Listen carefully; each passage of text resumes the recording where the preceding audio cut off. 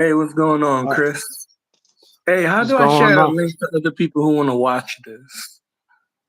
It's a good question. I don't know, but this is my first time going live in the Oh, wait, history of me doing YouTube. all right. Yeah, I was uh, trying to share. Yeah, I found it. Apparently, I can't share without being off this live, but it's all good, man. People can rewatch it. don't worry. Like once it's posted on my channel, whatever, I could just send you the link and share all that stuff and all that good stuff. So Yeah. anyway, you could call it crude, you could call it rude. This is the November 11th, 2024 Raw reviews. Defense mode, switching to attack mode. I'm here with my buddy at Juiceman under dash 94 at YouTube. You can. That's the way if you want to find his channel. I think it's called By Any Means Necessary right now, right? Oh, hell yeah. Yeah, by any means Yeah, necessary. yeah. I was just about to say Fight for Your Life, but I didn't realize you changed it. So I'm glad I got And I that out. changed it at But the last minute, too. Mm. and yeah, but at Juice Man on the dash 94 is your at. So that's the proper way to find you because if they just type in By Any Means Necessary, ain't gonna really Mm. do much. Anyway, so let's get into this raw review, man. You want to kick it off or what? Yeah. First things first. Look at my notes here. Yeah, I got my Um, notes here too. I got a shit ton of them. yeah, I ran down some shit. So the first thing I noticed was the wrestlers entering as the show started. With Bianca Belair and Jade Cargill, I couldn't get a sense of them until towards the end of the night. Because my first impression of them was that I don't know, I'm not really into the female matches as more as I should be. Yeah. But they when they entered the ring, kind of caught my attention. So I'm like, okay, all right. Yeah, it's women's tag team champions for wait, are they the women's tag team champion for Raw? Yes, they are.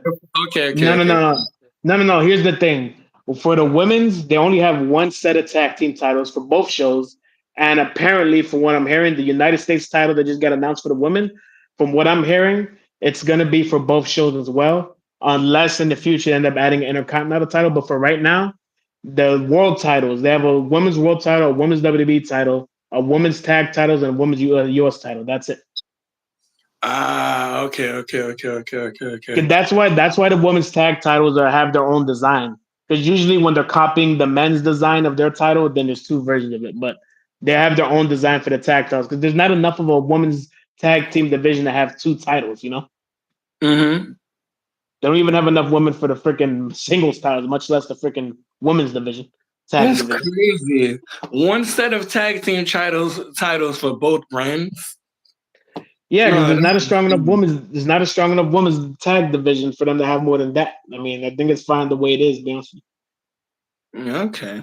Oh, hey, it seems like we got some people viewing already. Nice. We have some deep saying, "Oh, I get it." Hell, kind of nice to have people viewing the live. But yeah. Well, welcome you guys to the live stream. We're doing a raw review here. We just get started, so you want Mm, to start with the first match of the raw review, or do you want to like just spin around or whatever? um. Well, as far as the wrestling entrances go for the start of the show, I noticed Mm. Bianca Belair and Jade Cargill and Judgment Day. Judgment Day is kind of growing on me. At first, I had to get used to the new click, with Liv Morgan, Damien. Well, not Liv Morgan, the other guy. I can't believe I forgot his name. Rey Mysterio's son. Dominic Finn- Mysterio, man, come on. yeah, Dominic Mysterio. Bro, I'm about to call him Damien, but yeah, it's kind of nice. But but after that, that's what I noticed so far. But as far as the first matchup go, Damian Priest and Gunter, what was your thoughts on that? Yeah, so that was the first segment. Damon Priest pretty much no. Gunther came out. He announced Mhm. that he lost. He lost to Cody Rhodes at Crown Jewel. But he basically said that, despite the fact that he lost, he's still the world champion and he's gonna talk trash about Damien Priest. So Damien Priest Mhm. cuts him off and runs right onto goes right there into the ring, and he says that he's losing his, like, he's pretty much saying that he lost like killer, like his edge or whatever, like his Mhm. basically telling him that, like, that aura that you had before of being a killer and everyone being scared of you was gone. He says the only reason you beat me at SummerSlam is because his partner betrayed him, and he said if it wasn't for that, he would have beat him. So he says after that, he doesn't think that he lost his aura, he lost his killer ways, and then he went ahead and lost to Cody Rhodes. He says not only do I think that I could beat you, but I think you're starting to doubt your own self as well. So then he pretty much was like not answering him. Pretty much, he's like staying quiet, looking at him mad. And then when he tried to answer him, Damian Priest cuts him off. So they're pretty much telling the story that Gunther's starting to doubt himself after the loss to Cody Rhodes, which is good thing. So and then Ludwig Kaiser, which is his freaking Ludwig Kaiser came out to the ring to pretty much defend Gunther. Gunther tried to cut him off. He said, "No, he's street trash." And then Damian Priest lays him out. And then Gunther was Mhm. about to attack him from behind, but he turned around and caught him. And then Gunther just went out the ring like a chicken shit heel kind of. And that was pretty much the Mhm. segment. I thought the segment was pretty good. I thought Damian Priest was actually did a pretty good job on his promo skill. What do you think about it? Well, as far as that segment goes, the thing that I noticed right when Damian Priest entered, I noticed that his Mm, theme changed, but the shit was a little bit fire. I'm not gonna, mm, I'm not gonna lie. It's something about his theme, especially with the guitar riff. It's yeah. fucking fire. And I like what they're doing with the rest of his themes.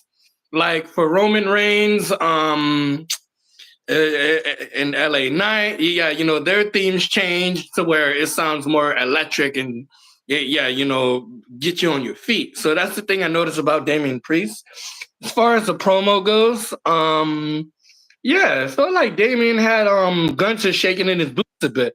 Yeah, you can literally see the fear in his eyes, which is kind of new because all throughout the time that I've been keeping up with Gunther, he's been such a dominant and opposing figure, especially when he had that match with Sami Zayn.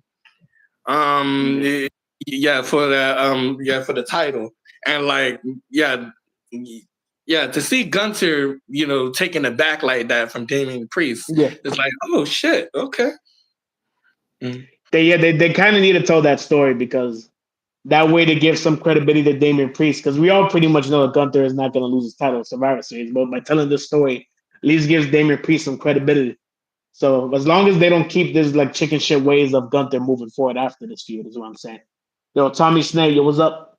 Tommy Snake says, Um, yo, oh, that's my homeboy. You remember the one from Georgia? oh him, that's your, oh yeah, yeah, okay, Yeah, yeah. So yeah, he wanted to log in. Yeah, and yeah, that's what's just up, man. do my thing. But let's see, Gunter. When Kaiser came out, I don't know what they're doing with Kaiser, man. But they need to do something with him because he's been looking like a straight up jobber the past, for the past couple of weeks or past few months, really. That's his role. His role is to be the freaking lackey and jobber right now. So that's his role. And to be honest with you, he's not. He's kind of small. He's kind of small and skinny. So that's kind of the role he's going to be put in. He's not going to freaking do much to Damian Priest, who's way freaking taller than him. See, if you saw the match later on in the show, you saw the size difference. Look at those. Yeah. He said, wow. So, yeah, do you think that, like that's the only role that he'll be able to fill? Or do you see him being potentially more than that in the future? And for now, that's the. I think he's in the perfect role right now, being the lackey of Gunther. Eventually, they could tell a different story from later. Maybe he could be in a tag team or something, or maybe he could amount to more. I don't know. You never know with these smaller guys. Sometimes they end up, they have to have a certain wrestling style to kind of like be able to wrestle against anybody. And for someone his size, he kind of wrestles like kind of like the UK British style that's kind of hard hitting.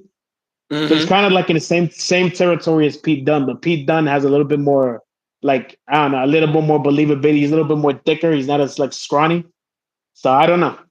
So, but for now, I think the role he's in right now is perfectly fine. To be honest with Yeah, same here. Yeah, I agree. I just thought that he could have put up a better fight, especially with that match with Damian Priest. Bro, 5 minutes?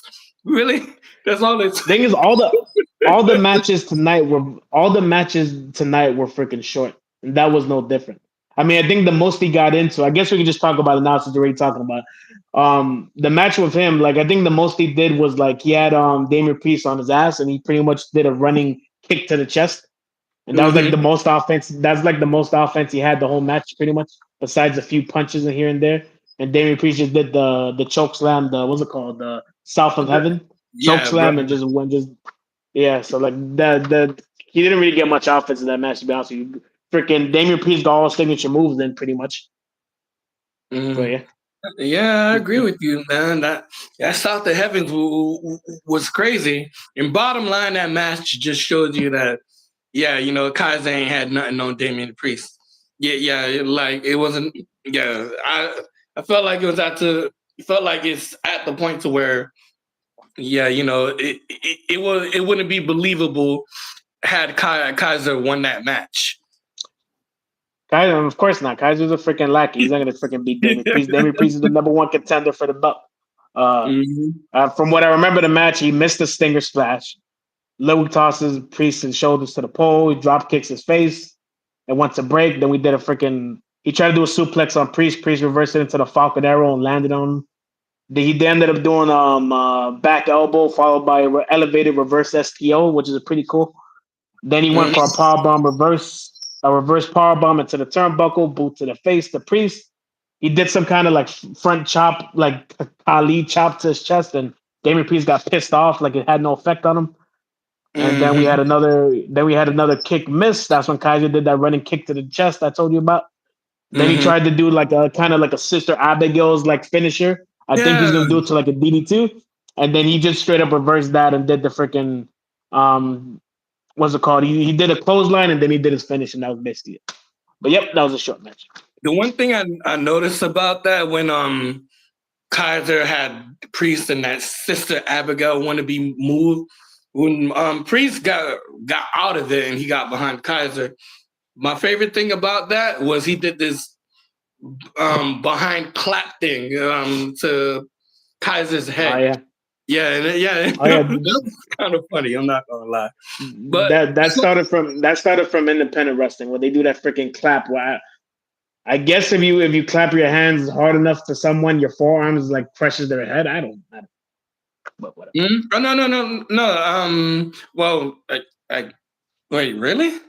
If you clap your hands hard enough, therefore, no, no, I don't know if you know what I'm talking about. Like, when he got out of that move, he just did a little slap thing from behind Kaiser. Yeah, yeah. So Yeah, but huh? the clap is always like right in front of the face. I don't know what is that supposed to do to freaking stagger your opponent exactly. Like as I'm saying, like your forearms are freaking like hitting or crushing against your skull. I guess that's supposed to affect like make them dizzy or something. I don't know.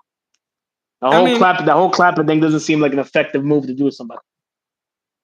you have a point. How like, yeah, it seemed like trying to slap someone but doing extra steps. And you just do it from the front. But I still thought that move was kind of cool, especially getting out of that um move Kaiser had him in. But yeah, it was a short match. And like, my expectation was that Damian Priest was gonna dominate that match. But yeah. Let's Um, move. Did you watch the damage control versus pure fusion collective match? Damage Control. Nah, I didn't get a chance to watch that. Mm-mm. What? So that was like the first match of the night. Right after the first segment, we had a backstage segment with New Day, Pete Dunne, and R Truth. Pete Dunne's pissed off R Truth for keep calling him Butch, and then Kofi tries to defend them. They're teasing of Xavier Woods with Kofi break up in the middle of it, so that they end up setting up a match for later in the night. Then the first match of the night was Damage Control versus Pure Fusion Collective, who gets no reaction when they come out. So Hey. Neo Sky pretty much does a whole bunch of flipping. Zoe Uh, Starks does like a big body, there's a big back body drop and starts flexing. Then we get a backbreaker into a neckbreaker freaking tag move from Sonya Deville and Zoe. And then just to get to the point of that, we ended up the match where pretty much the number one contender for the women's title, Neo Sky, pretty much ends the match with a moonsault to I believe Sonya Deville. hmm. And that was the end of the match. The match Well, wasn't really anything special, but honestly. I was just about to ask you your opinion on the match since you caught it. Hey, listen, Yeah, man. we On my can. notes, hell, Yeah, I only write notes for the matches that really caught my attention. To be honest. yeah. I just wanted to mention that real quick, but anyway, ain't no special day. Yeah. The only thing I remember about the match is that one I think it was Neil Sky did a drop kick and only one of her legs landed on her opponent, and I thought that was funny. But the next match after that, after they did an OG Bloodline reunion they did on SmackDown recap, they went to Kofi Kingston versus Pete Dunne. Did you watch that match? Kofi Kingston versus Pete Dunne. Yeah, Yeah. I watched a little bit of it. Yeah, it wasn't really anything special. Pete Dunne, um, he really the only thing I liked about out of that match was was his finisher. I mean, I don't really think that per se. I don't really think Pete Dunne and Kofi Kingston was a good matchup. That's all I have to say about that. What about you? What is your opinion on that? They didn't really get enough time, but that's something you can say about every match on this show. So Mm-hmm. Pete Dunne does his usual, trying to break his finger stuff. From what I have here, Kofi Kingston did a one-handed axe handle from the top rope. Uh-huh. Kofi got a signature moves in the move where he goes to the middle ropes and kicks you in the face from the outside. He did a freaking frog splash on Pete Dunne's back while he was still standing, and he did his SOS finisher that he was about to do it, and then Pete Dunne reversed it, did an enziguri, and then freaking Kofi Kingston followed up with a trouble in paradise, but then Pete Dunne landed on the outside. And then while he's on the outside, Xavier Woods clotheslines the hell out of him. And then after he clotheslines him, Kofi and Xavier start bitching and start complaining. Kofi's pissed off that he's attacking him. And then Kofi throws him in the ring. He's still complaining to Xavier Woods. So of course Pete Dunne hits him in the head, does his finisher the bitter end, which is basically a pump handle into a reverse STO, and then he beats him. So that was the match. Not very long. Mm. The match is basically done. The match is basically done to freaking do the Kofi versus Xavier Woods breakup that they're gonna do. Apparently, they're gonna do a 10-year anniversary of the New Day sometime this month, I believe. And so I'm guessing that's where the breakup's gonna happen because they've been doing this whole teasing of Xavier Woods and Kofi breaking up for like weeks now. So Weeks, bro. It yeah, felt like months, man. Well, okay. probably months.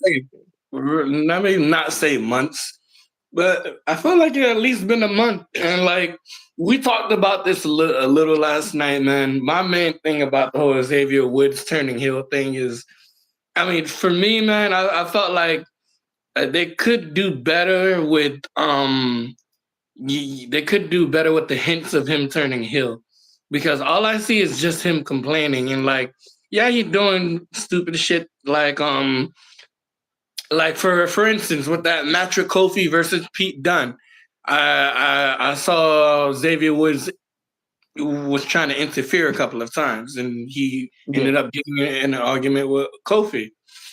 I mean, so I know stuff like that is meant to show us that he's turning heel, but it's just the whining and all that, man. Like, I mean, I get it, he's about to turn heel and all that, but I just wish I know where it's leading up to.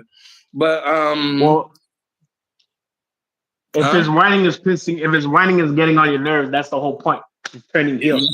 So if he's whining, and so if his whining is pissing you off, then he's supposed to be doing his job. But my thing is this whole New Day breakup thing is they've been dragging it out for a while.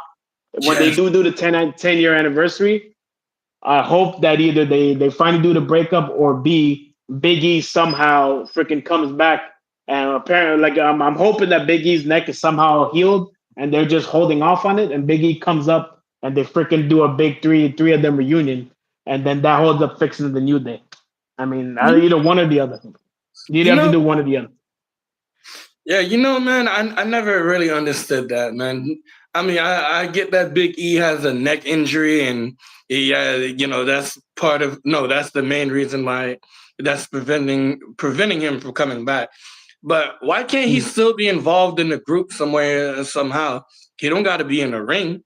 Yeah, yeah, yeah. Just still involve him in segments and stuff, or put him in a managerial role.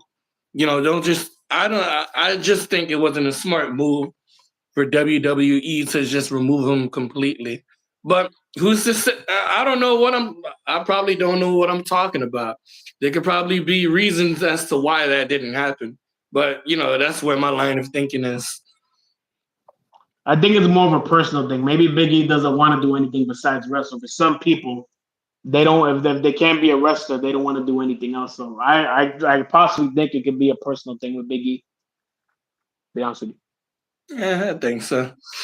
And like, man, with the Odyssey Jones thing, man, yeah, I felt like he would have been a good addition for the New Day if the whole um thing didn't happen with him. But yeah, I just hope that they do something with the New Day. Yeah, yeah, like you said, yeah, with the next PLE coming up. What is it? No, not War Games, but what's the official name of the next PLE coming out? Is this Survivor Series supposed to be next? What? Survivor Yeah, yeah, yeah, Series is yeah, the yeah, yeah, next yeah. PLE Survivor coming. Series. Survivor Series. So hopefully they do something. Yeah, it doesn't take no longer than up to Survivor Series for us to see something going on with the New Day. My thought process: if Biggie's not gonna return to the group and make it a 3-person group again, just break the dang group up. That's what I think. Hey, I couldn't agree even more, bro. Hey, but All right. moving on. What about Seth Rollins? Whole Bronson Well, Reed thing. that's the next thing. So they did a recap of Sky becoming number one contender for the tag titles last week. Then backstage, Finn Balor and Dominic, they're teasing a Judgment Day breakup with Dominic Mysterio and Finn Balor. So they're bitching backstage about a few things, and then they set up pretty much a Carlito and Dominic versus War Raiders match for next week. So they set that up. Then that's followed by Bronson Reed about to come out to the ring, goes to break, comes back. Bronson Reed comes out. Now, here's the funny thing. On Crown Jewel, Bronson Reed lost to Seth Rollins. Seth Rollins beat him. But at the end of the match, after he lost, he pretty much beat him up. So I guess he got his heat back, as it called. So Mhm. Bronson Reed comes out calling out Seth Rollins and, oh, if you're still pissed off about the beating he gave you last night, come on out right now. He says, I'm not a competitor, I'm a monster. And he calls out Seth Rollins. The funny thing I found about this would mean more and have more impact if he actually beat Seth Rollins. If he beat Seth Rollins and then beat him up after the match, after he already won, this would mean more. But the fact that he lost to Seth Rollins and then beat him up afterwards like a sore loser, and then he's the one coming out calling him out when he already Yeah. lost the match, that's what I thought was stupid. He should have just made him win if that was the case. But Yeah. Seth Rollins comes out. He comes off to his freaking music. He starts dancing around for a little bit. Then he runs to the ring and they do a whole big segment where they're going against each other. Now, what sucks is they were hinting at a big splash spot on the announcer's table. So he was gonna Hmm. do a big splash on the announcer's table, and then it ended up happening. They end up freaking fighting. Security breaks it up. They fight. Security breaks it up. The only cool thing that happens in the segment is that Bronson Reed does a freaking suicide dive on the security guards when Seth Rollins moves out the way. So that was the coolest thing about that segment. But then that leads to going to the backstage and Seth Rollins screaming at Adam Pearce saying he wants a match with Bronson Reed. Adam Reed reluctantly accepts, and then freaking Sami Zayn tries to recruit Seth Rollins the group to be the fifth member of the Survivor Series from the Bloodline versus Bloodline storyline we got going on. And he tells them you're out of your damn mind and then rejects his offer. All right. So what do you think about this? All right. So with Bronson Reed and Seth Rollins, I agree with you. Yeah. Like if they really wanted to make it interesting or go the route that they went, yeah, it would have made more sense for Bronson Reed to win that last match, and that way, at least this is what I'm thinking. Seth Rollins is the one instead of Bronson Reed coming out and calling out Bronson Reed for a rematch or some shit Yeah. like that. That's what I felt like could have gone. Felt like they could have done, but they didn't. And I agree with you. It didn't make sense. Well, it was stupid with the way how they did it, and Yeah. more so on my opinion. I just feel like they're dragging out this whole Bronson Reed and Seth. No, not dragging out, but beating a dead horse. Like Mm-hmm. I don't know, man. Yeah, like Yeah, at first, Bronson Reed looked like a dangerous threat and all And then that. he lost to Seth Rollins. Yeah, exactly. So hopefully they find a way to make him look like a dangerous threat again. And hopefully with this next match that they have coming up next week, Yeah, should be something interesting. But I do agree with you that suicide dive was nice. Let's see. I have some because more. he's so big, man. He's big like us, and he did a freaking suicide dive, man. So it's like 340 it's cool to. pounds, bro. He did it like it was nothing. So I'm it's always impressed. impressive when someone that big does like something like that. Now, with Seth Rollins going to Adam Pearce about another match, yeah, it just goes what I just said. Like it's getting tired. So hopefully, Bronson needs to win that match. Bronson yes. needs to fucking beat Seth. If Seth Mhm. wins again, then it's pointless. So Bronson better get that damn win back next week. Exactly, exactly. And let me tell you something. Let me tell you this: if Seth does win, that better be the last thing about this damn feud, man. Like, Oh hell it should, yeah, yeah! If he wins again, there's the end of the feud. yeah, exactly. Now, with the last thing you said about Sami Zayn approaching Jimmy and Jay about finding the fifth member. Because we didn't talk about that. Basically, that is just pretty much after the recap of them reuniting on SmackDown. They had a backstage segment with Sami Zayn and the Usos, and basically Jimmy still doesn't really like Sami Zayn. He couldn't. Sami Zayn complimented about his chain. Jimmy couldn't really compliment about anything, and Jay's trying to maintain the peace between them. And then they said, "Hey, Mhm. Survivor Series is going to be 5-on-5, and we need a fifth member."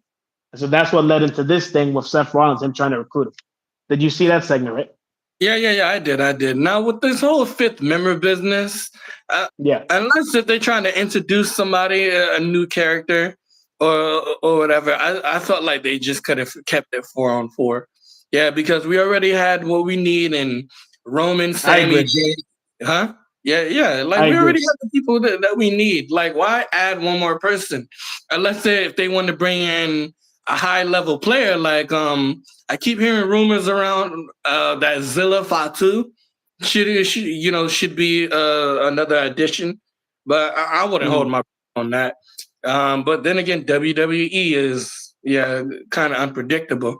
I mean, I never would have guessed the machine guns would be an addition to WWE. But yeah, we'll just have to see how it goes. Yeah, but that's my opinion with this whole fifth membership.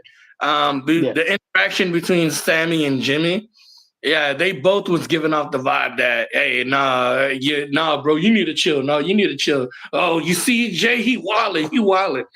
Like, yeah, you get the like you just said, yeah, you get the gist that they still on the fences about each other, but they're trying to be tolerable with each other because of war games coming up. So, Yeah. yeah, I mean, but I felt like tension is still needed between Mm. the OG bloodline, or else it will be boring. So yeah, I can't complain about Yeah. that. Mhm. Yeah. I think the only reason they're doing a 5-on-5 thing is A, because it's traditionally 5-on-5, and two, I think because they want to add some like intrigue for the next few weeks of television, where the both teams are trying to find a fifth member. I think that's why. Mm. Yeah. Yeah, Anyway, so what is yeah. next? We got so he was screaming and he rejected Seth first rejected Sammy's offer. We already covered Damien versus Ludwig. Then we got a recap of WWE Speed. That's WWE Speed is that Twitter only WWE show. And it's with Braun Breaker, the Intercontinental Champion, and Sheamus. They had a 3-minute match. It went to a draw, and they tried to fight each other after the match, and the referees broke it up. So now they had a backstage segment where Braun Breaker's gonna talk trash to Sheamus. Sheamus interrupts him, and then Sheamus says, "Oh, you think you?" He pretty much challenges him to a match for the IC title. The IC title is the only title that eludes Sheamus in his career. So Sheamus has won Mhm. every main title there is to win in the WWE except the Intercontinental title. So he says, "Why don't you put that title on the line?" Braun Breaker accepts. I think Braun Breaker says, "I didn't hear what you just said, but I accept your challenge." Blah blah blah. So they're gonna have a match next week for the IC title. So that's something to look forward to next week. Did you see Hey, that segment? yeah. I seen it. Sheamus need to chill, man. Come on, man. Braun Breaker is just. I mean, he's still getting his feet wet. Yeah, with being on the main roster, just got the IC title. Sheamus, he's already a decorated veteran wrestler. Yeah, like you just said, he won every other title but the IC title. I feel like give Braun a few more months to shine, or at least 2-3 more months, and then he can lose the belt. But but I do want to see a matchup between him and Braun. It would make an interesting matchup because both of them have more brawler style type. Um, I don't know if I'm saying this right. Both of them are more brawler. When it comes to their style of wrestling, if you understand what I'm saying, they're more hands Yeah, on. Yeah, they're him both they and have Braun. they both have rougher styles. It should be a good match, but Sheamus ain't winning that belt. If they do it, they're probably gonna drag this. They're probably gonna drag this out to WrestleMania where Sheamus wins it there, I guess. But yeah, Mm-hmm. obviously Braun just won the belt back from freaking Jey Uso. They're not gonna make him lose it again. But the match should be good though. All right, so now Yeah. did you see the Karrion Cross, Miz, and Wyatt segment? Yes, I seen that. I seen that. Let me straighten up my notes on that. What were your thoughts on that while I get my notes together?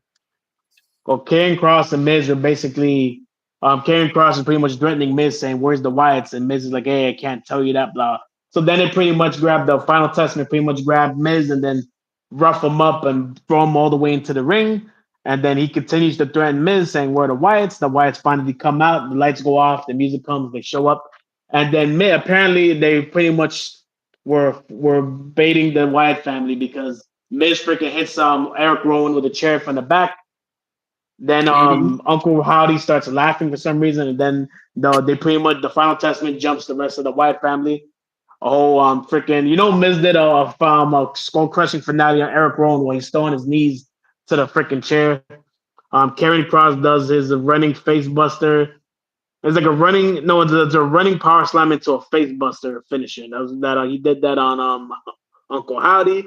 The fans actually bought into this real good. The fans are pissed off and chanting "Miz, you suck." And then as they're leaving, freaking Uncle Howdy's laughing. And then Karrion Cross has like this weird concerned look on his face as Uncle Howdy's laughing after getting his ass whooped. So I thought the segment was pretty good. What about you? Yeah, I caught every single scene of that, but that last scene was with Uncle Howdy laughing. Now that changes my whole thing with my notes on how I thought about everything.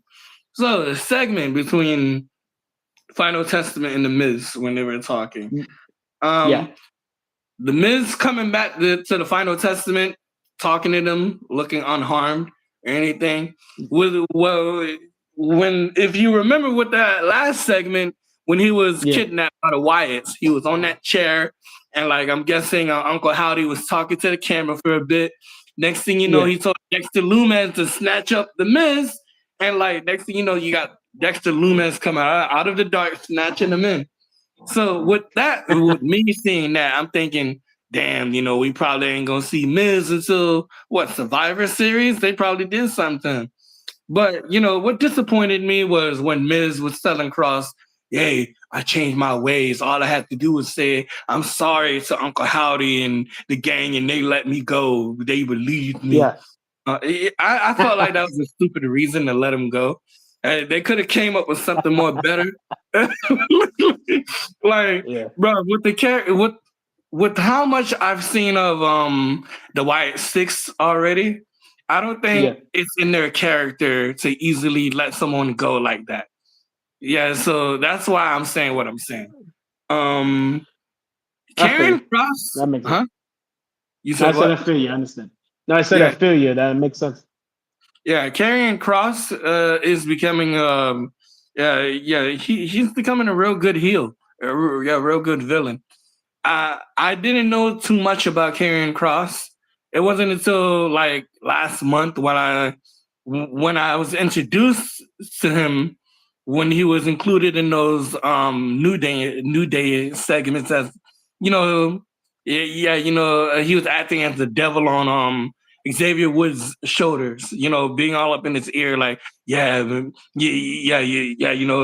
see what he's trying to do, nah, like I really like that aspect of Karrion Cross's character because Yeah, yeah, it's not something you see too often where a character just instigates shit, and then at the same time they're a badass in their own right as well. So moving on, yeah, we get to the segment when they're out on the ring. They call up the Wyatts. The Wyatts come. yeah. And Cross was like, "Hey, I want an explanation. Why did you do that? Yeah, why did you put my boy out? Blah blah blah blah blah."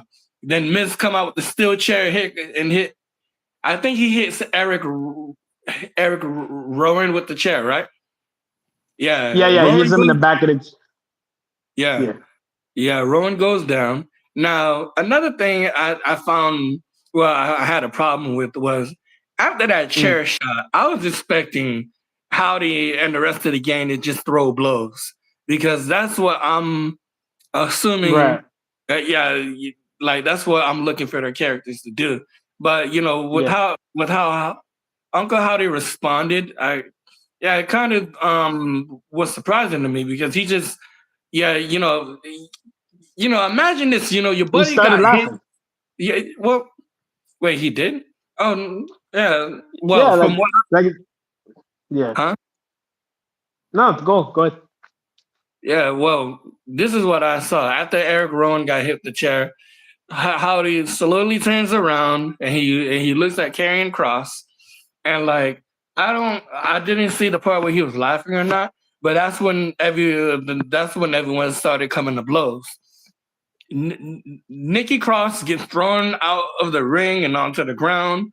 Um, don't remember what they did to Dexter Loomis Oh and the yeah, other I guy. remember. Yeah, they did a double power bomb. Oh, The okay, two okay, okay. the two big guys in the final testament. I forget the names. They pretty much both did grabbed them for the power bomb, bounced off each other, and then power bomb. Pretty much. That's Hmm. right. Yeah, and like the thing I didn't, I mean, yeah, the White Six looked like they were completely dominated. As for but I get it. You got to add tension, and at the same time, the Final Testament got to look some sort of strong in order for it to pay off in the end. When the Wyatts eventually win. I'm guessing they're teasing the The match. Whites have to look weak. Yeah, yeah, Hmm? yeah, yeah. Huh? The Whites have to. They're the baby faces. They got to get their asses whooped a little bit. So it's necessary. I get it. I get it. I get it. I get it. Now, with you saying that Uncle Howdy was smiling after that, as the Final Testament was walking out of the ring, that's a game changer. Because before I knew that fact, I Yeah. thought, yeah, I thought the segment could have been better. Like the White Six could have put up a fight more, but with I don't know, it made me feel better about the segment that Howdy was laughing after all of that. And Bo Dallas is really doing a bang up job as as Uncle Howdy so far. I agree. Hmm. I agree. Like I said, I think I told you this yesterday. The segment where he was like talking about his brother and like leading up to Uncle Howdy coming back with the White Six, to me was like the best promo I've seen anyone done in WWE in freaking years. Like I really love that segment, and both Dallas has been killing it ever since he came back as Uncle Howdy. So and I hope that he continues his momentum because both Dallas is he was great when he was his original character, that goofy Bo Leave character. But I think as Uncle Howdy, he's pretty good. I like his character as Uncle Howdy. Well, he laughed when Eric Rowan got hit in the back of the chair by the Miz. He started laughing. Then they got jumped, and then after they already did the whole ass whooping and they're walking off, Uncle Howdy was laughing again, and the segment ended with Uncle Howdy like leaning on the bottom rope, like on his stomach, laughing, and then Karen Cross having like a weird concerned look on his face. So that way, that even though they got their asses whooped, it still makes Uncle Howdy still have this mystique about him because Hmm. he got his ass whooped, his whole crew got his ass whooped, and he still was laughing. So and Karen Cross looked concerned. So that was basically the Wyatt family pretty much getting some of their like mystique back from pretty much getting whooped. So Now, yeah, Chris. Now, I mean, now defense mode. Sorry, I got to get used to that. But yeah, but with you saying that, dang, I yeah. forgot We've been calling each other by real names anyway, so whatever. yeah, you're right. Yeah, you're right. Yeah, so Yeah, with you saying that, it just informs me that Howdy was giving off a vibe of you know, oh, well, wow, that wasn't nothing. That's all you got. Yeah, with him bleeding on the ropes and laughing as yeah, as Karrion Cross is having a concerned look on his face.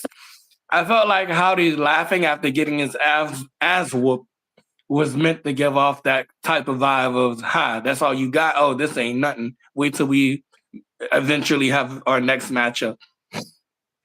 I So, took it as him. I took it as him just being out of his freaking mind, and like just like how Bray Wyatt would do. It's like, oh, so anybody who gets anyone who sees the partner gets hit with a chair, they're gonna be concerned and confused, or if they get the ass whooped, they're gonna be pissed off. But instead, Uncle Howdy's freaking laughing at everything. So I think it just shows that both Dallas's Uncle Howdy's completely out of his mind, and even when things don't go his way, he'll still laugh at it like a lunatic.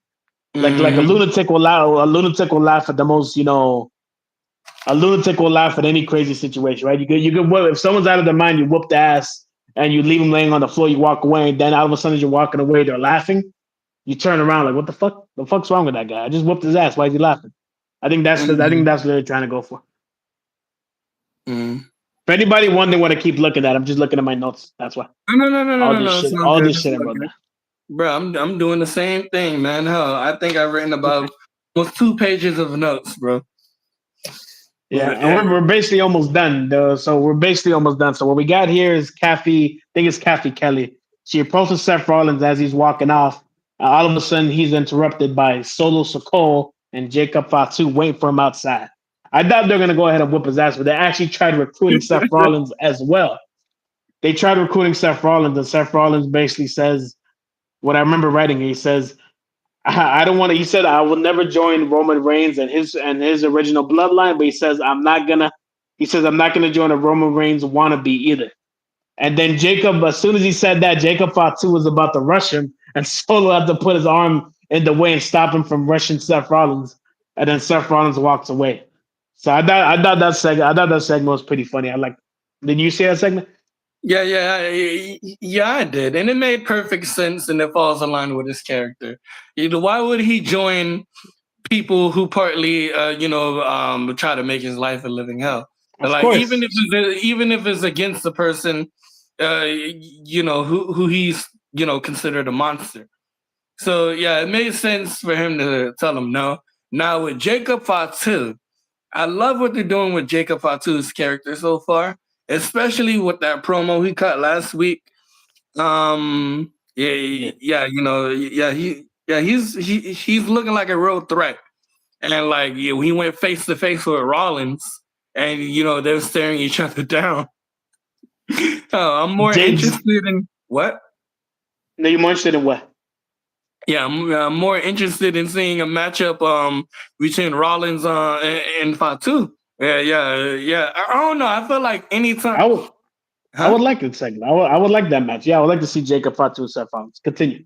Yeah. I feel like any person that Jacob Fatu is staring down or whatever, not only he makes them look good, but it makes him look good as well. And they didn't even fight yet because he's such an imposing threat. And when you get another Yeah, imposing threat or someone who someone who you feel like is not a weakling, yeah, it makes for a good matchup. Like with Braun and no, like with Braun Breaker and Jacob Fatu staring each other down. People going, holy shit, holy shit, holy shit. So I yeah. love what you're doing with Jacob Fatu. Solo Sokoa, um, he's all right. He's getting more confident with his mic I'm skills liking and him. I'm liking him more. You know that I'm liking yeah, him more because when he first was like right after WrestleMania, when he became the new um head of the table and all that stuff, the new tribal chief. Basically, like me and I know a lot of fans felt the same way. I just didn't like. I wasn't really feeling it. I was like, nah. And then we heard when Jacob Fatu is coming to the WWE, we're like, yo, he should be the leader and Solo should be the sidekick again. But I think slowly, I think they went with Solo, so they stuck with it. And then Jacob took Solo's old role, being like the big bodyguard, menacing type. And I think Solo, I think he's growing on me a little bit. I'm starting to like him in this role. At first, I didn't buy into him, but I'm starting to grow on me a little bit. Yeah, same here. Yeah, same here. Yeah, yeah. At first, I thought his over animatedness was kind of cringe because it's such Yeah, a vast difference from the quiet killer that he was exactly, portrayed as, and he exactly. goes from that to this boisterous Suge Knight character. Yeah, yeah, he, he reminds me of a wrestling version of Suge Knight. I'm not gonna lie. and Suge Knight was Dr. Dre's bodyguard before he became like the head of Death Mhm. Row and the one that talks and all that shit. So that's a Yeah. damn good comparison. That's a damn good comparison right there. Yeah, and like yeah, but yeah, not to go too further in depth. Yeah, I just like that stare down between Jacob and Seth Rollins. And yeah, all in all, like I said, it made sense for that promo. So yeah, I ain't got no complaints about that. Mm. Yeah, I really like the segment. And then so now we Mhm. got the final match. The final match and segment we have here is the main event for the WWE Women's Tag Team titles. We got Jade Cargill and Bianca Belair, the champs, against Liv Morgan and Raquel Rodriguez. So, do you remember this match? Did you even watch?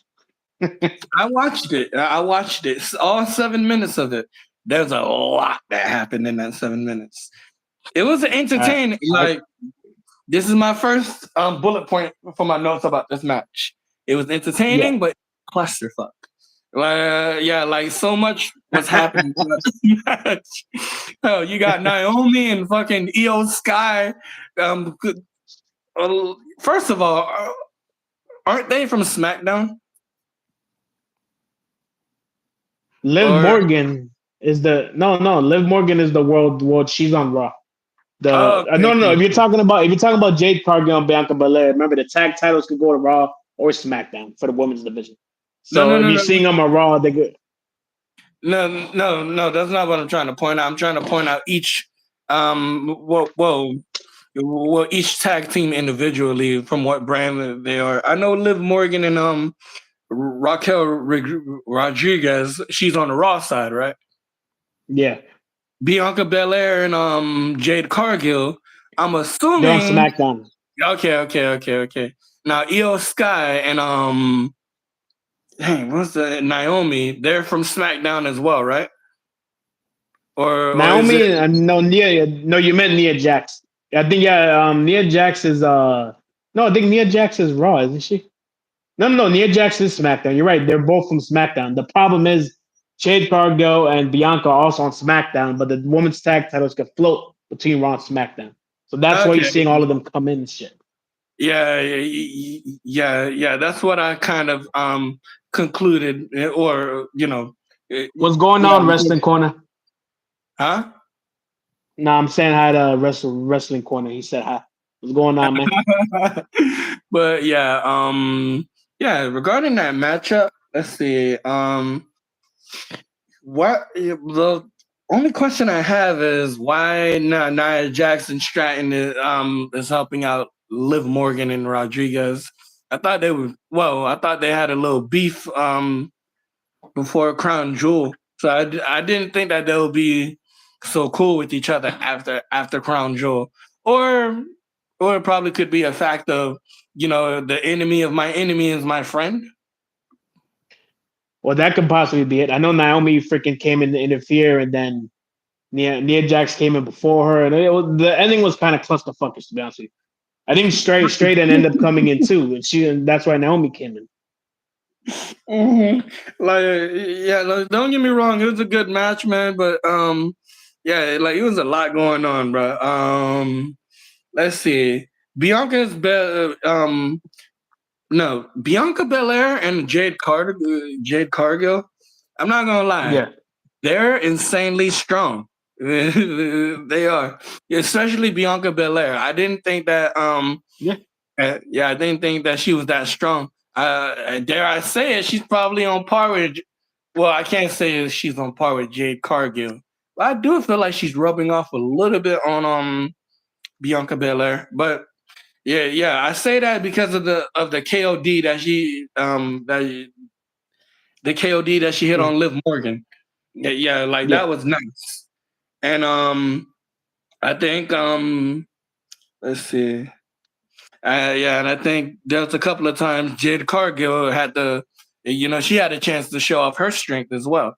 All in all, Mhm. man, for some women wrestlers, bro, they strong, bro.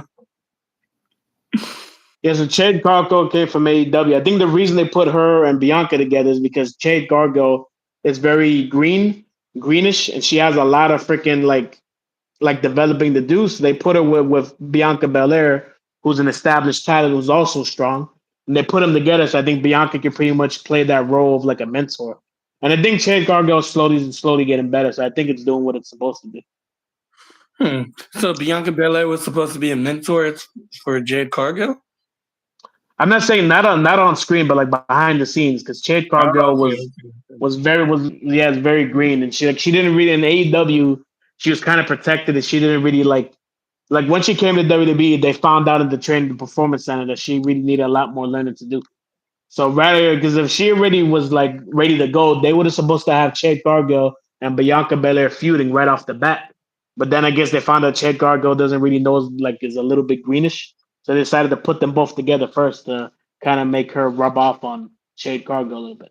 And I think it's working. by greenish, you mean a little bit wet behind the ear? So basically, she can't Green is wrestle that rare. well. Green is rare. Being green is wrestling terminology for meaning that they're inexperienced, basically. They Okay, don't really okay, know how to. okay. They don't really know. They don't have that much wrestling experience, so they're not really confident and know what to do and blah blah blah. Blah. Okay, could have fooled me. I mean, that's a vast difference between when she first came and versus Mm. now, especially with the amount of time. Because if you hadn't told me that, I wouldn't think that she had any issues. When it came to doing anything in the ring. So She's improved. I mean, yeah, Jade Gargoyle's improved, but like when she, I think she debuted at WrestleMania, didn't she? When you saw her in WrestleMania, you kind of saw like, yeah, she's kind of limited, but she's getting better. at, at first when Jade Cargill came in, I felt like she was being overhyped. Like like almost every She week. definitely was. Yeah, yeah, she was. Almost every week, all I saw was her doing that arm thing, and like I'm like, damn, She was like overhyped. yeah, she was. But yeah, she kind of she's growing on me. She's growing on me. Oh, and yeah, what you said about earlier between Finn Balor and Dominic Mysterio in that segment, I meant to comment on that. Um, so Mm. I noticed that Dominic Mysterio is getting a little bit more confident behind the mic, and well, not even behind the mic, but Mm. a little bit not being afraid to be confrontational with other people. Because like in that segment, Finn Balor was just getting on Dominic, and like Dominic just had this cool calmness about him, and he just got in Finn Balor's face and he called him out for yeah. He was like, "Yeah, you want to talk about me, but I've gotten closer to the title than you have. So where you?" Oh yeah, yeah. You now that you bring that up, yeah, you did say that. Yeah, and Mhm. then they're about to fight, and they had to break it up. So yeah. That's a good point. So Dominic Mysterio, yeah, they finally letting his character shine instead of just letting him be the male version of a damsel in distress. You They know, they usually make they usually make him a chicken shit heel, but they're starting to make him give him a little more backbone. Yeah, I agree. I agree. yeah, yeah, exactly, exactly. And yo, I thought that mustache was fake, but apparently he did grow it out. Shit. Yeah, of Unrelated. course.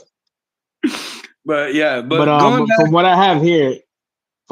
have here, I have that Belair spine busted and drop kicked, and then did a freaking shoulder tackle from the pole. She did a reverse power bump to the turnbuckle. Raquel distracts her and pulls her Rapunzel. Then Raquel pulls freaking Bianca Belair's Rapunzel hair off from the top rope. And then the two notable moves on here was Jade Gargo did Argentina backbreaker into a wheelbarrow facebuster, which I thought is a Mhm. lot much more better of a finish than just doing Beth Phoenix's old finisher of just picking her by the back of her arms, lifting her up, and then just dropping her in the face. That used to be her finisher. But doing the Argentina backbreaker to a wheelbarrow facebuster, I think is a lot much better of a move. That was the most impressive thing Jade Gargo has done since he came back since he's been here in WWE. To be honest with you, I think it's a much better finish than the original finish. You know, But that match is such a clusterfuck. Hell, I don't even remember what exactly you're talking about. I'm gonna have to run that back and watch it again. But I'm, yeah, like I said, there was many feats of strength that I noticed from Jade Cargill in that match. Yeah, and it did impress me. Um, let's see. Jade is rubbing on her hair. Let's see. Now another thing that kind of impressed me was or that surprised me actually was Io Sky. At first, I thought she was just a female jobber. Like yeah, when she came on the ring, I'm like, what the hell she doing here, man? And like I said, I probably am not that knowledgeable about females or and all that because I don't really keep up with them like that. But like I said, Io Sky impressed me. I thought she was a jobber, and like when she got to the ring, she got on the rope. I think she was staring down Nia Jax. She got on the top rope, jumped from that, did a double, it kicked Nia Jax, and did like two backflips or front flips. I don't. I'm not sure. you're talking about the first match. You're talking about the What first women's match.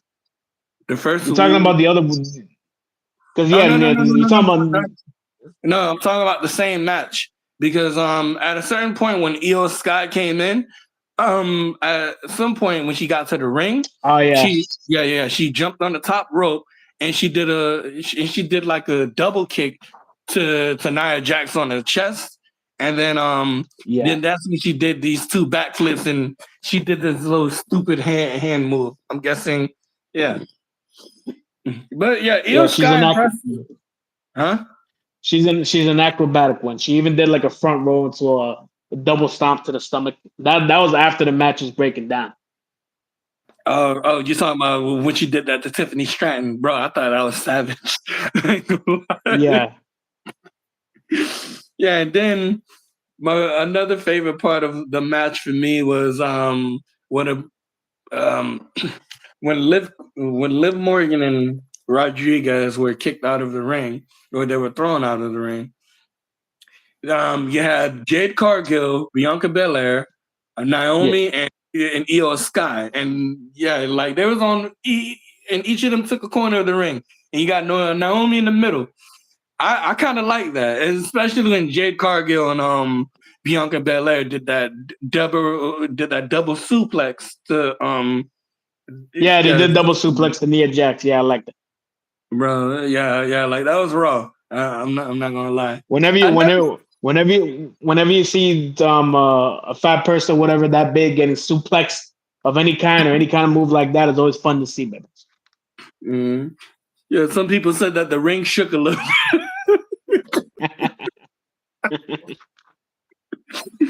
Yeah, man. Other than that, man, yeah, that match is surprisingly fire, but it's just a lot going on.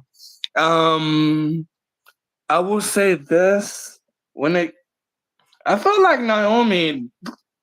I felt like if you remove Naomi from the match and you replaced her with somebody else, it wouldn't make that much of a difference.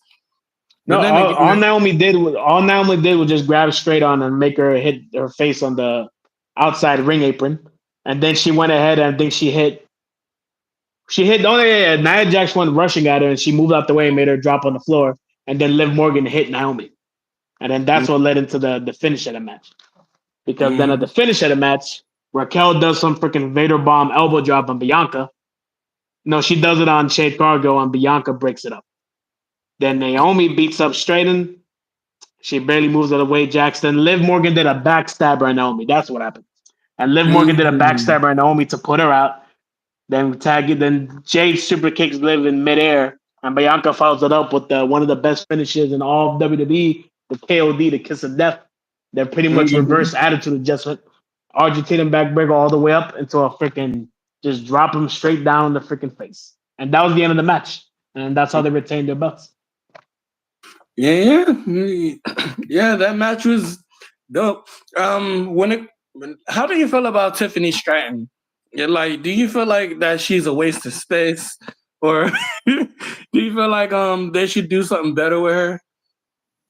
Yeah, she's I think the role she's in is fine. The thing is, they keep doing this teasing of her cashing in her Money in the Bank on Nia Jax, and they just like with the Kofi and the Xavier Woods breakup that never happens. This is like a Money in the Bank cash in that never happens. Every single PLE they have, Nia Jax is in a match where defending her belt. Straight on looks like she's about to cash it in, and she doesn't. So they've been dragging that out for a while now. So yeah, once and I guess like, once they finally execute on that, it'll finally be done with that. yeah, man. Yeah, and Stratton, man, she's like a legend, man. She's been in the game for years, bro. Hell, like, I get you got to elevate new talent, but come on, man. They making her trail behind no Nia Jax, like a lost puppy and stuff. And I just wish they made her a little bit stronger. But who knows? They could probably be teasing a you know a some sort of betrayal because Stratton did try to cash in. Well, she was about to cash in on Nia a couple of times. Did she not? Right? Yeah, like every single PLE that's ever since Nia Jax became champion, every time she's defending her belt against someone, they tease that she's about to cash in and betray Nia Jax, and then she doesn't. They tease it again, she Mhm. doesn't. She teases it again, she doesn't. I think they even, I don't know, I think they did the Crown Jewel as well. So this is just like a long dragging out thing. So I'm just waiting for her to freaking do it already so we can begin this straight on against Nia Jax feud that's eventually going to happen. But they're dragging it out. Mm, exactly. Well, we'll see on the next show. Any thoughts or prediction on what's gonna happen next week? Yes, Braun Breaker is going to retain his belt. He's either going to go to a no contest or disqualification, or Braun Breaker is going to straight up win. And as for the Raw, the War Raiders versus Dominic and Finn and Carlito, I think Dominic and Carlito are going to end up losing to the War Raiders somehow, and that's going to make that's going to continue the whole breaking up of the Judgment Day. But that's my predictions. What about you? I agree with you on that. Oh yeah. Wait a About minute. Seth Rollins, and then the other match, Seth Rollins versus Bronson Reed. I think Bronson Reed's gonna definitively beat Seth Rollins. So those are my predictions. Now, what about okay, let's see. The first thing you said, Braun Breaker versus Sheamus. I do feel like Braun Breaker is gonna retain the title. Yeah, so you? I Yes. agree. I agree with you on that. Now with Damien, why do I keep calling Damien Priest? Dominic Mysterio, son. Dominic Mysterio, and You can just say Dom. You can just say Dom. Make it easier. Dom. We know what you mean when you say Dom. yeah. Okay, so with Dom and Carlito versus the War Raiders, first of all, I need to do some studying on the War Raiders. wait. The War Raiders, are they the Viking? Yeah, I believe so. Yeah, Okay. All right. Then I know somewhat about them. Yeah, yeah, I do feel like Dom and Carlito will lose to the War Raiders. I mean, I wish that they would come out with a win, but I can't see Carlito and Dom. Especially with the way they've been making Carlito look. I can't even remember the yeah, last time he even wrestled anybody. Do you? yeah. No, like this is my first Raw show that I've watched fully in like years. Like I always watch things on YouTube and stuff, but I don't really watch every segment. So I don't really know. Like you know more about some of the product than I do. So I don't. I all I know is that Carlito was once with Rey Mysterio and his crew, the LWO, and then he betrayed them to go with Dominic and his group, and that's all I know about him. I don't know if he's been winning matches. My guess is he probably hasn't been winning a lot of matches. That's me No, guessing. no, I haven't been seeing him in a lot of matches. A lot of times I see him in the Judgment Day segment. This man's in the Yeah, background eating an apple, talking about that's cool. You want to know what's he's cool? You seeing him in a match again? Shit, that would be cool. the thing is, he's probably going to be the one that eats the pin next week.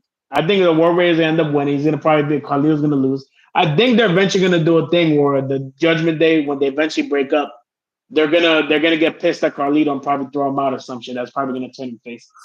But that's you just me know, guessing now. I agree on that because, like, yeah, I do feel like they've been kind of teasing of them kicking out Carlito, especially Yeah. with the segment when Raquel Rodriguez asked Carlito, like, like what is his role in the Judgment Day, and like he was like, oh, correct me if I'm wrong. He told Rodriguez that he's there to make things look cool or whatever. But yeah, That's funny. yeah. So yeah, I think he's gonna be the first one to go, and that's crazy. Yeah. Him going before JD McDonough. Oh man, yeah, JD ain't been doing shit but holding on to that title, bro. Like, come on. But All right, yeah, you haven't given your thoughts yet on Seth Rollins versus Bronson Reed. What's your oh predictions yeah. on that? I feel like Bronson Reed needs to win. Yes, he does. I hope he wins the next match because it looks better that way. With Seth Rollins, if Seth Rollins wins again, they better stop with the feud. Yeah, Yeah. like that got to be the end of it. I don't give a fuck if they shake hands or not. If Seth wins that match, Yeah. then that got to be the end of it. If Bronson wins, it'll look better for the product overall because then you got Yeah, of tension. course. Yeah. Then you got a better reason for Seth to be like, hey, Adam Pearce. No, now you got to run that back. Yeah, like it looks better overall. So yeah, Agreed. that's my thoughts on that. Yeah, agreed. Bro. Hey, bro, but I see you with the shirt, bro. I feel, hey, man, Yeah, man. I'm representing your song, man. Phoenix Energy, baby. appreciate it, man. You Appreciate you it. could Yeah, you man. could you could go on at Juice Man on the Dash 94's channel, which is by any means necessary. You can go on his channel and listen to that rap song he got called Phoenix Energy. And I'm right here Mhm. promoting it. So Hey, hell there's a yeah. logo for Gotta get that Phoenix energy, man. Phoenix energy. it. Yeah, shit. I've been looking to do something like this. I can't tell you how many times I work throughout the nighttime and I'm listening to wrestling podcasts or any podcast for that matter, or people Yeah. just giving their opinions about stuff, and I'm like, I want to do this. Granted, I tried it by myself in the past, didn't go Yeah. anywhere, but things are always fun when you're doing it with another person. So Well, yeah. I never had anyone to do this shit with either. I did have another friend who's in Georgia now. Who, funny enough, that Hmm. he wanted us to start doing some wrestling talk too shit. So Hmm. I'm gonna probably hit him up and see if he wants to do this shit too. Now that I'm doing it with you, I'm gonna send him this thing. Shit, maybe we can make this a 3-man group or some shit. The more people yapping about wrestling, the better. Exactly, man. Yeah, exactly. Yeah, and it makes this thing more worthwhile, man. Yeah, because hell, I haven't been I haven't been so much of a fan throughout the years, but I think after Yeah, 2020, no, 2021 was when I became a fan again. The what caught me was the Bloodline story. Like, at first, when I watched it, I'm like, man, who the hell is this bearded guy whining about tribal chief this and the hell is this guy, saying that he owned everything? And like, yeah, at first it was hate watching. I'm like, man, look at this shit. Wow, bloodline. What the hell is this shit? And the more I hate watch, I started to love the product. I'm like, hey, you know what? Hey, this shit fire. And yeah, the yeah. funny With thing me, is, huh? no, talk. No, go continue what you're saying. Continue what you're saying. Yeah, I was about to say the funny thing was you didn't find out I was a wrestling fan until I told you, and we've been working together all this. Yeah, I didn't know that either because like my wrestling, I've always been a wrestling fan my whole life, but around like 2018, 2017, 2018, I stopped watching it like every day and continuously, and I just started keeping up with it on YouTube and shit. And that's been my relationship with wrestling all the way up until now, from 2017 to now. And with my other friend Warren, we were kind of talking about wrestling a little bit together, but we weren't like talking to each other every day, so we really didn't talk. We only talk about it here and there and whatnot. And so when I found out you started watching it, that's when I'm like, okay, I know two people now that watch this shit. Because before I went most of my childhood, most of my life, and no one who watched wrestling at all. So I never would freaking be able to talk to them about anybody with it. And now I got you and then the other one now. So at least I Mhm. got that going. You know what? Once I found out Vince McMahon retired and then he came back and then got kicked out, that's when I really started paying attention to the product and realized that Triple H was actually doing a way better job than Vince was, and things are getting better. especially last year leading into this year, where Cody Rhodes was had to challenge Roman Reigns 2 years in a row, and Mm-hmm. that was what. Then that's around the time when I was like really starting to pay attention. Be like, I should start watching this every day again because the shit actually like looks pretty good. But I haven't found a really excuse to do it because Raw is 3 hours long. SmackDown is about to be 3 hours long as well, and I'm like, I don't got the fucking time to be watching this shit. I But agree with you, bro. but if I know someone who's actually watching it too, then I'll probably be more motivated to watch this shit. To be honest with Mhm. And like this is why these YouTube clips be coming in handy, bro. Like, bro, I'm just like you, man. Like, man, I don't want to spend 2-3 hours, watching, just watching the show, and and like at least watching the highlights, you get to cut through a lot of the nonsense, and you get to watch what you want to watch. And like, bro, ever since I've been watching you. Yeah. wrestling again, I've been just watching mostly the highlight reels on YouTube. Same Yeah. here. I don't. That's usually where I get most of my wrestling from the YouTube clips. I watch the segments and that's it. But this is the first time I actually sat down and watched the whole thing. And Raw's 2 hours right now. That's why it didn't last as long. But shit, that shit's gonna go to 3 hours again soon on Netflix, like in January. And we're gonna have to And be suffering through that shit. man, then they better improve on that product, bro. How they want to make it longer, and not only that, Yeah. with them adding another hour to it, I wouldn't be surprised if they call up more stars to come up to the main roster from NXT. Yeah. Hey, Yeah. one last question. Well, last couple of questions. Have you been keeping up with NXT, or that don't interest you? I haven't kept up with NXT. I kind of keep up with SmackDown, so I know about Cody Rhodes and the bloodline, all that shit. But I haven't been keeping up with NXT at all. I ain't gonna even lie to you. At all. All right. Well, I'm gonna tell you a few people to look out for. Um, Well, Carmelo. Well, okay. Carmelo Hayes. He's on SmackDown, but he came from NXT, and like watching him. I kind of started watching him when he was still on NXT. Yeah, yeah. He came off as a cocky, arrogant prick or whatever, but he kind of grew on me. Like he kind of grew into his own character when by the time he got to SmackDown. So Yeah, with me mentioning Carmelo, I'm gonna mention his other buddy, Trick Williams. I don't know if you heard that name before. I've heard Um, the name before you. yeah, yeah, he's the current NXT champion. Yeah, Yeah, he's charismatic, and he got a good move set in the ring, and not only that, but his mic skills improved immensely from his time at NXT. Not enough to get him out of the roster yet, but enough to put him yeah, on top of the card for for NXT and become the champion. Another person who I think will dominate Raw or either SmackDown. This big mm, dude, his name is Oba Femi. Whenever you get the time, I would suggest you look up on him. Oba Femi, like he was the NXT North American champion before he yeah, um before he lost the belt to Tony D'Angelo. But Oba, yeah, well, when he had that belt, he was menacing, bro.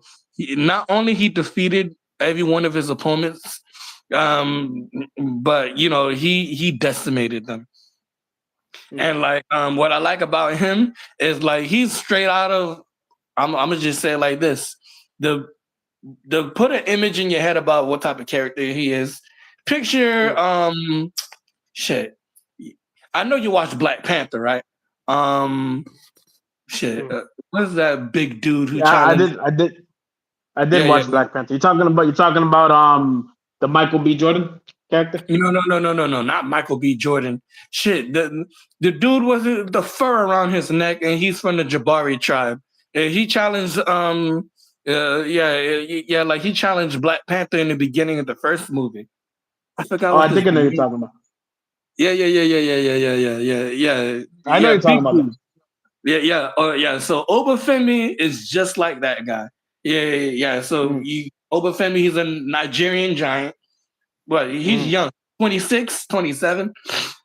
mm, But yeah, but he's 6 foot something, two 285, 290, and he's Mm. menacing. Yeah. So he's another person to look out for.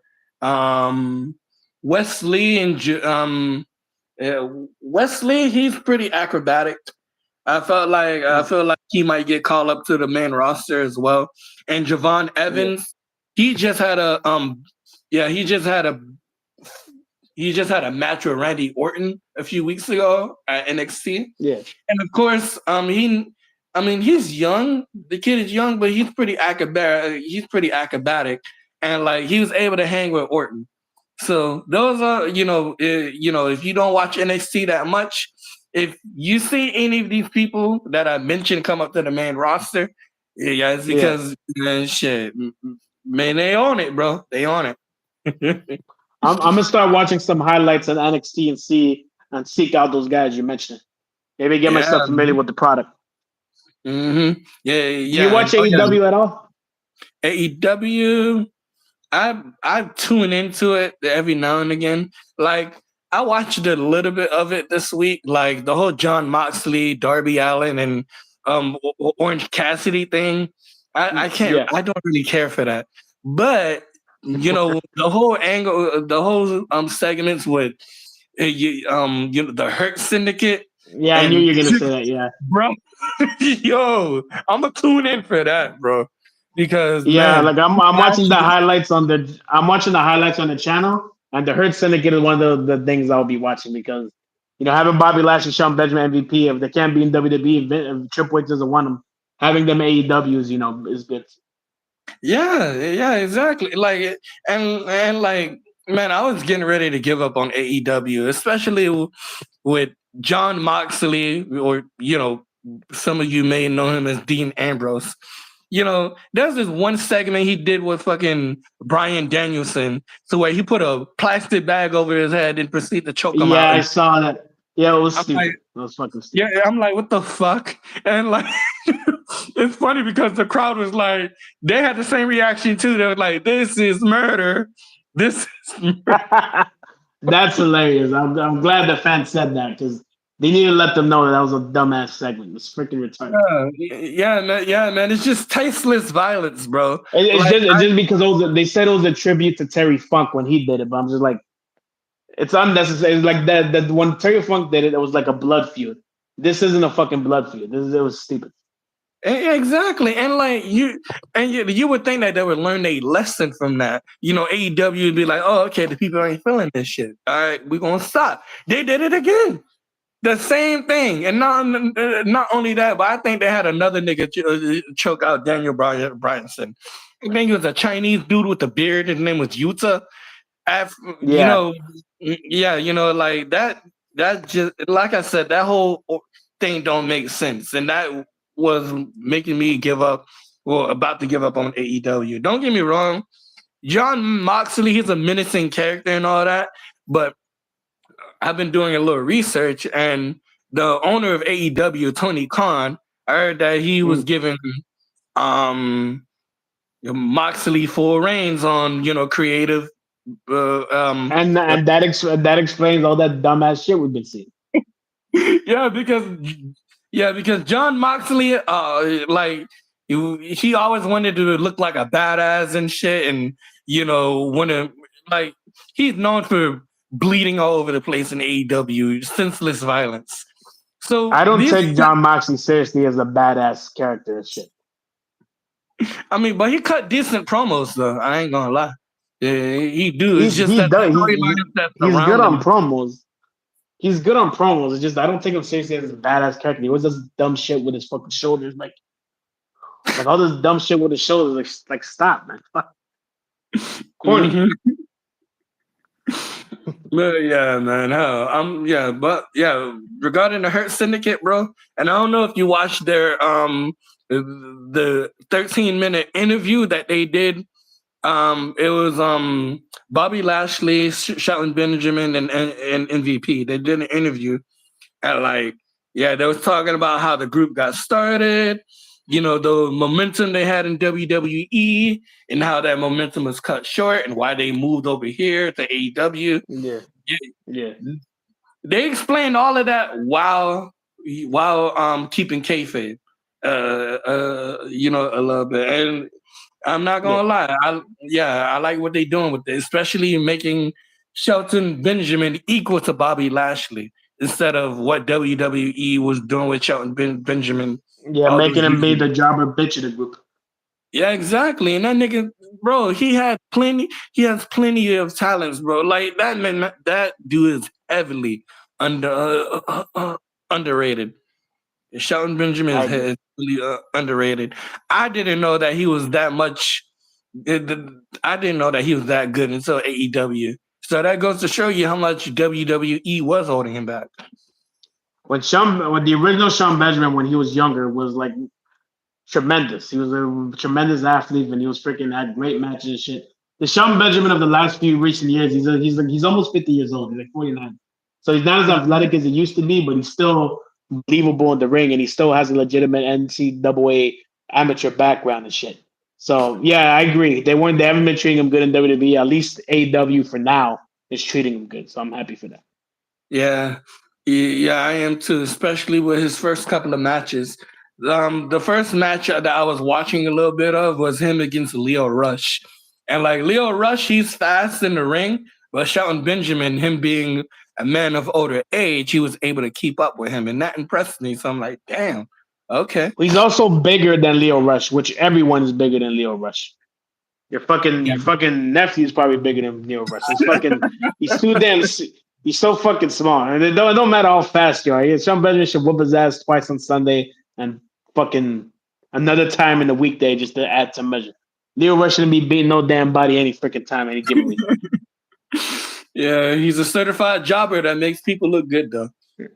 Any freaking didn't he quit a few years ago and now he's back in wrestling? He's like, just make him be a permanent jobber for life. How about that? You know who I want to see who I want to see her join the Hurt Syndicate because he's a former Ring of Honor World Champion and he's been a fucking jobber ever since he got in the AEW, losing every fucking body in the world. I'm talking about Jay Lethal.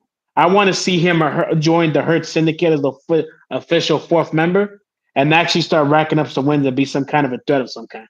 I'm sick Man, of Jay Lethal being the fucking jobber bitch for AEW ever since he got in there. It's fucking pathetic. I hate it. wait, Jay Lethal is in AEW now? He's been in AEW. I know you haven't been keeping up, but he's been in AEW for like 3 years, and he's been a jobber bitch ever since. He's a former Ring of Honor World Champion, and I fucking hate how they treat him. So I want him to join the Hurt Mm. Syndicate and fucking reestablish himself as a fucking legit fucking wrestler, and not just being some jobber bitch, man.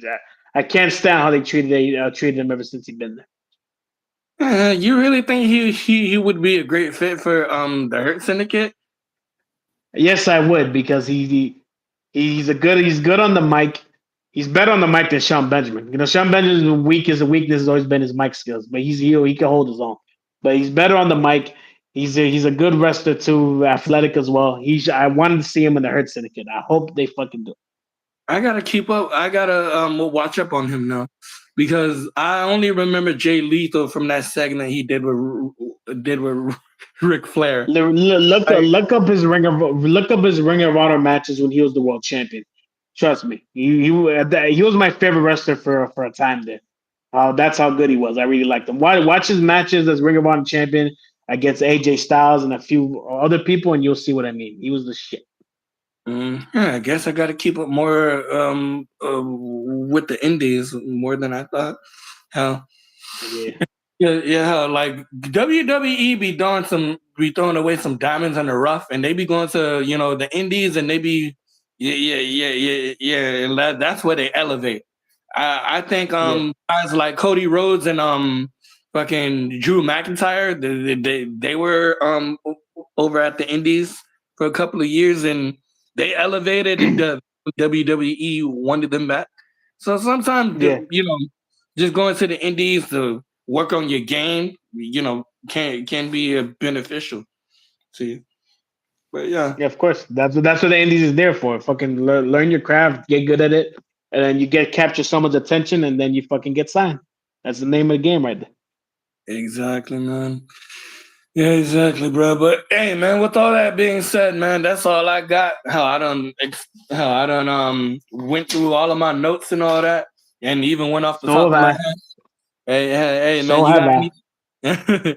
you got any more questions for me, bro? Before I dip off, man, I gotta go. Nah, that's about it. I ain't got. Nah, I wanted to ask you about AEW, so you already told me that. So that's about it. I'm glad you told me about NXT. I might give it a shot again. And yeah, we'll Mhm. keep up. Maybe we will do SmackDown as well. Yeah, hey man, I would like that, bro. Yeah, we can run it too, bro. Uh, I forgot about SmackDown. I'm thinking, hey, I was about to ask you, hey, so what your schedule looking like next week? We could probably do this again after another Monday night. But I forgot there's a Friday night session, Friday night that we got to watch up on and comment as well. But hey, man, yeah, yeah. Anytime this weekend is good, bro. Yeah, we can do that then. Definitely. All right. So this is attack mode. Is back to defense mode, and don't forget my buddy over here. His channels by any means necessary at JuiceMan on the dash 94. All right. Peace. Signing out. Thank you, people.